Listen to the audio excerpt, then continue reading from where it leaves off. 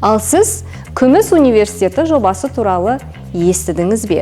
50 жастан ассаңыз да университет қабырғасында тегін білім алуға болатынын білесіз бе?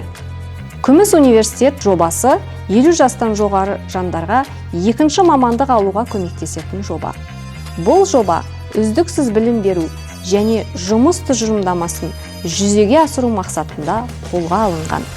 Біздің Өзбекәлі Жәнібеков атындағы Оңтүстік Қазақстан педагогикалық университетінде 13 бағыттағы білім беру бағдарламасы жұмыс істейді. Оқу талаптары қандай десеңіз, сабақтың ұзақтығы аптасына 2-3 рет жиілікпен 1 академиялық сағатта өтетін болады.